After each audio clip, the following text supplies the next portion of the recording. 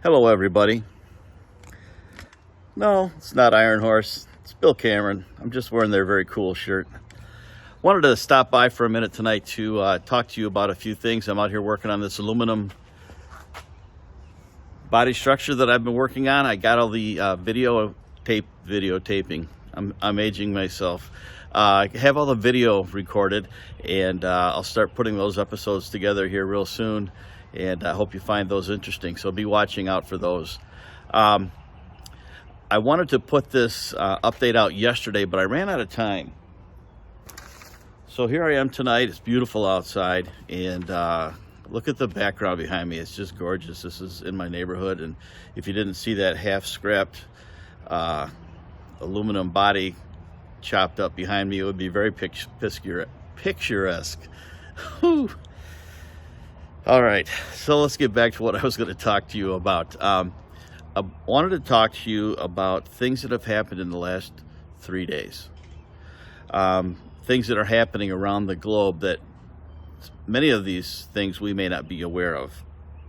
Item number one, between June 21st and June 22nd, the Israeli government was dissolved. They have no more formal government there. They have an interim prime minister, and he is kind of holding things together until October when they have an election. But the Israeli government has dissolved. What does that mean? You know, all these nations around Israel are really beginning to put pressure on them. And what better time to really put pressure on them than when they don't have a government? Who's going to pull the strings? Who's going to make the decisions? Who's going to say what's what? So there's a big concern over there right now. And along with all of the other things that are going on with Iran and Russia, Syria, Turkey, Lebanon, Hezbollah, Hamas, all of the different factions, the Northern African nations, Israel is in the middle of the countries that we read in Ezekiel 38 and 39. And that is the coalition of countries that will be attacking Israel. I believe, and many other people believe, that war that's described in Ezekiel 38 and 39 will happen immediately before Christ raptures the church. In other words, when he calls all the Christians to heaven with him. And then the people that are left behind will be here during the tribulation, and it will be a great time of judgment, particularly for Israel. It's called in the Bible Jacob's trouble. And so when we see these things happening in Israel, we shouldn't be totally caught off guard if we're reading our Bibles. Now, let me read you something that's kind of interesting here. Speaking of, you know how sometimes we cozy up to the ones we don't really want to cozy up to? Lebanon, Syria, and Egypt have signed an agreement to transfer gas from Egypt via Syria to Lebanon. But where is this gas coming from? It's coming from Israel. Now, why doesn't Lebanon buy their gas directly from Israel? They're right across the border. It would cost a fraction of what it's costing them to go from Syria to Egypt to Lebanon. The reason is because Lebanon hates Israel so much that they're willing to spend all this money that they really don't have, because their economy is about ready to go under, and they're in terrible shape. If the Iranians weren't helping them so much, because they're helping support Iran's, they're basically like Iranian proxy. They are supporting Iran's plan against Israel, and that's where many of the rockets get launched into Israel from, so on and so forth. So I find that interesting that Lebanon is going to be using Israeli gas, but they're not going directly where it would be the cheapest way to go. They're going through these other nations. All right, next thing. 3 Iranian high-speed ships high-speed boats, I should say, approached 2 American ships in the Persian Gulf. Okay, that was just 2 days ago. And they were, they kind of harass them. They come real close and they zoom around them and whatnot. They came within about 50 feet of these ships, and the Americans, did what you're supposed to do. They sounded their alarms. They sounded their, blasts of, with their ship's horns and stuff like that to warn the Iranians that were in these boats that don't get much closer or we're going to have to do something here. So when the Americans prepared to launch the attack against these little, high-speed boats that they use out there, they gave them their final warning and they were ready to fire, and the Iranians took off. They left. But it's that kind of thing going on over there now. In the year 2000, the same kind of thing happened. This was with a similar kind of boat, same kind of situation. We had the USS Cole out in the Persian Gulf, and the Al-Qaeda was in these boats, and they came and they literally attacked the ship. They rammed their boats into the ship, causing a big explosion. 17 American naval sailors were killed, 37 others were injured. The boat was disabled. They were able to finally get it into port to repair it and to rescue the other sailors that were on the ship. But you just don't know, we had the same thing happen when Bill Clinton was in office with the vehicles that were full of explosives, and they attacked I think it was our embassy. I'm not sure if it was in Iran or where it was, but it was an American building, either an embassy or something like that, where many, many people were killed. I think, if I remember correctly, I'd have to go back and look, but I think it was like 103 Marines were killed in that attack. I'd have to check that, but that's what I recall. Next thing, Hezbollah is threatening to attack Israeli gas rigs. Why are they going to attack their gas rigs that they need to get gas from? I mean, you can't make this stuff up, because they think that Israel's pumping it out of a disputed area. Hezbollah thinks they have ownership of that area, but Israel has control of it, and they're using it.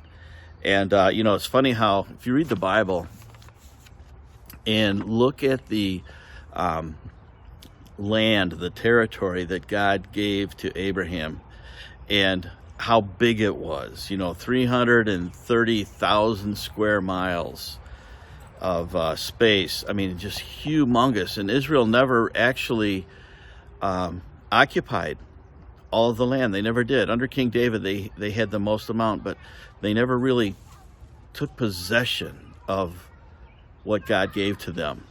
And now it's been whittled down to 8,000 square miles, the same rough size as Rhode Island. Okay, Rhode Island is probably our smallest state in the United States. So Israel is this little tiny slice of land in the middle of the Middle East, and their land is always being disputed. All of these, the Lebanese, the Syrians, the Jordans, all these, they claim that Israel is occupying. They're occupying that land, but they don't own that land. But when you look at the biblical account of what they should have, they should own all of those lands that are around them. And so it's just it's ironic that they would say this. So they're demanding that Israel has negotiations with them to decide how much money they should get, Lebanon, and how much money my dog's after me, how much money that Israel should get out of this. It's just another thing. All these battles and fights are probably going to be over gas. That is going to be the hook in the jaw of Russia that draws them into Israel, and they're getting closer and closer all the time. Russia has a lot going on in Syria right now, and Russia is, I reported the other day to you that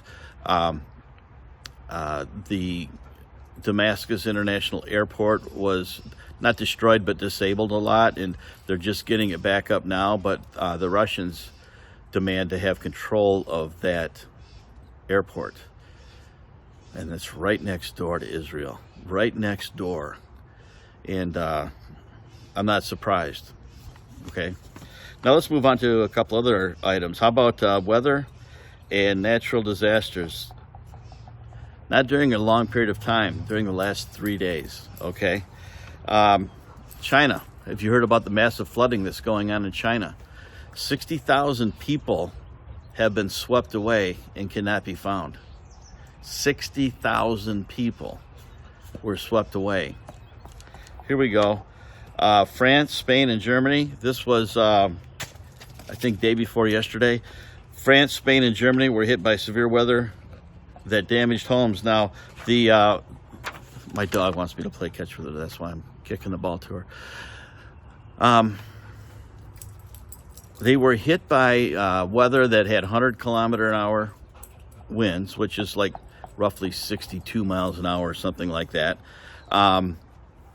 They had torrential rain causing flooding, and then they had hailstones between the size of golf balls to baseballs.